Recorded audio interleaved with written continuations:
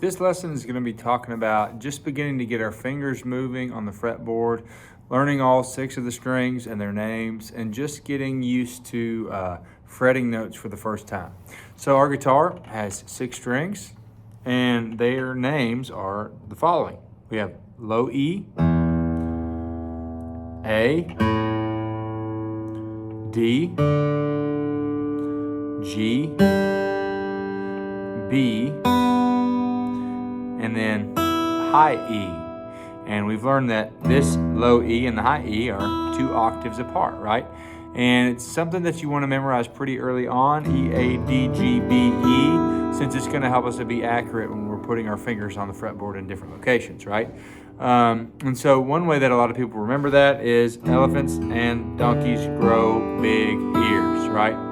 E, A, D, G, B, E, elephants and donkeys grow big ears. So spend some time going up and down the fretboard, forwards and backwards,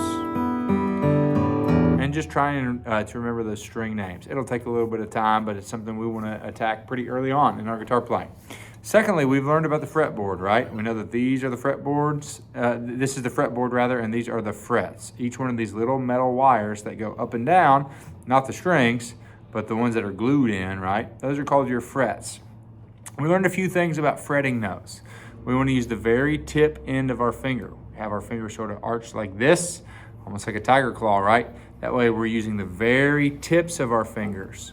That's going to make sure that we don't mute any other notes. Another thing that we learned is that we want to make sure that we're really, really close to the fret wire, right? We don't want to be back here because we get a buzzy note. We want to be right here on the fret wire so we get nice sustain. So our goal for this week is to just get used to playing notes with 1 finger per fret, right? And so we have 4 fingers that operate a fret, and they control 1 fret at a time. So we have this little 4 fret box right here that we're going to practice with.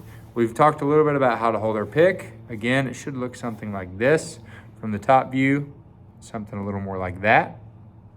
Not too much pick showing, but our goal is just to move up and down with those fingers so we can play open.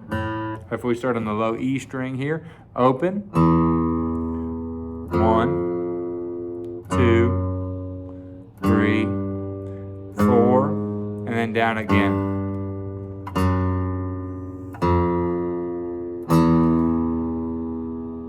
We can call out finger names too as a way to help us to remember and just get our fingers moving the way we want them to. We can go ring, or rather pointer, middle, ring, pinky, ring, middle, pointer.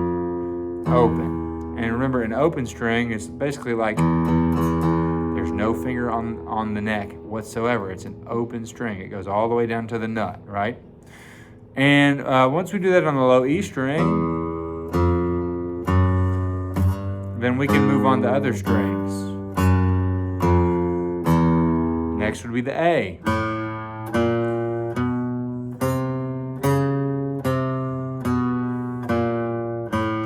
The goal here is not speed, but it's rather just to get good sustain and nice clear sound coming out of each one of our notes. I'm just moving down closer to the floor and higher in pitch as I go.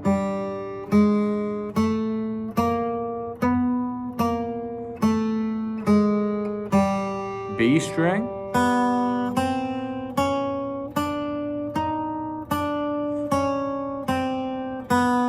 High E string.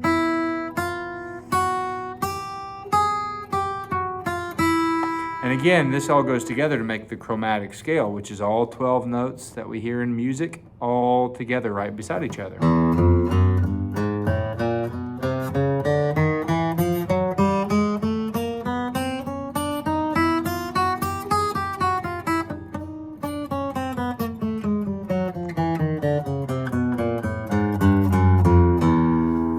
It doesn't matter that we play the full chromatic scale right now. We just want to get our fingers moving and get used to playing in those first few positions so that next time we can start learning some songs.